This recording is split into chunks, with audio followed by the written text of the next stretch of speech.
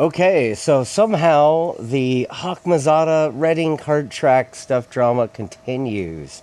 Yesterday afternoon, before I did my podcast with Richard, I had a healthy about half an hour chat with the Monroes of the Shasta Supermoto Club.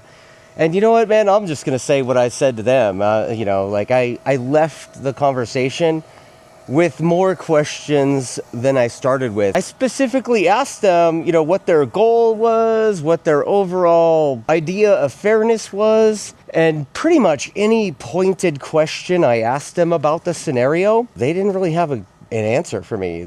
I felt like I was being talked with, in circles, kind of, and I was like, well, what about this? And what about this? And so what's your ideal scenario here? Do you want it to be like this, that, and the other? And I actually kind of pinned them down on one specific thing.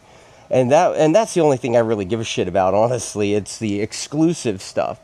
So they told me that they would like the city to assign an independent controller of the racetrack itself. And then each vendor charges whatever it is. And I'm like, okay, well, what's the number?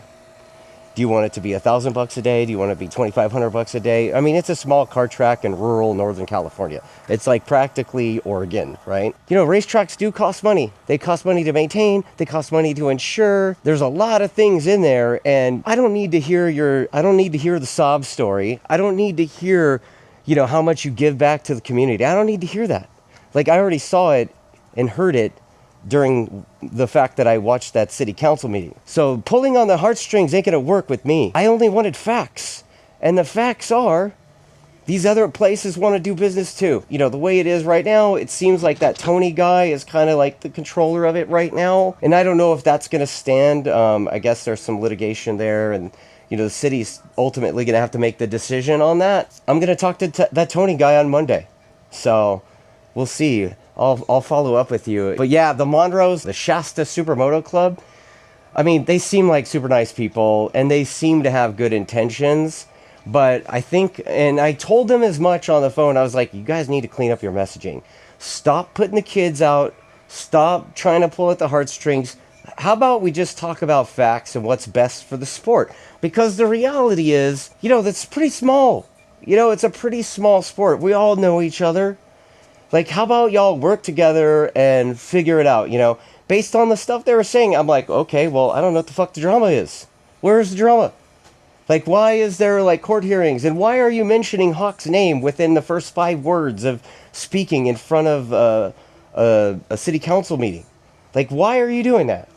And, I couldn't get answers. So I'm telling you, they didn't have any answers. I guess we'll have to stay tuned on that and take a look and see how it ends up. Hope for the best. Hawk's got some good plans there, with that Ovale stuff or whatever. It just kind of seems to me, even though they said opposite of it, it seems like they're kind of lobbying to gain control of it so they continue on their special bro deal that they had. I mean, she admitted as much to me that they were paying about half of what the rent was, which is about $2,500 a year. But then they also proceeded to tell me how many events they had and how many partner and big events that they had. Okay, well, if they were only paying $2,500 a year and they were generating revenue off of those big events, where'd the money go? Who gets that money? I don't know. Like I said, they seem like nice people. They seem like they have good intentions. But because of all that, the math ain't mathin', people. So hopefully it works out and it's fair across the board there. But yeah, thanks a lot, Hawk, for sucking me into this drama. I don't have any dog in that fight. If it goes one way or the other, it doesn't affect my business one way or the other. But the one thing is, if you're going to say something, don't tell me the facts. When I ask you if you're a 501c3 because you're acting like a charity, and you say no, but you behave like one, really? It's 2025, people. That's not how it works. It's never how it works. So it sounds like it's a pay-to-play thing, and y'all don't want to. That sucks. That sucks. But, and truthfully, I'll have to just sit here and grab a bag of popcorn and see how this ends up turning out, because I know Hawk's going to keep me up on it. And truthfully, I'll give you guys an update as soon as I talk to that Tony character, because he's like a whole nother level of that apparently I haven't talked to that guy yet, but apparently he's got some dirt too. So I don't know. We'll see. And then you tell me what you think.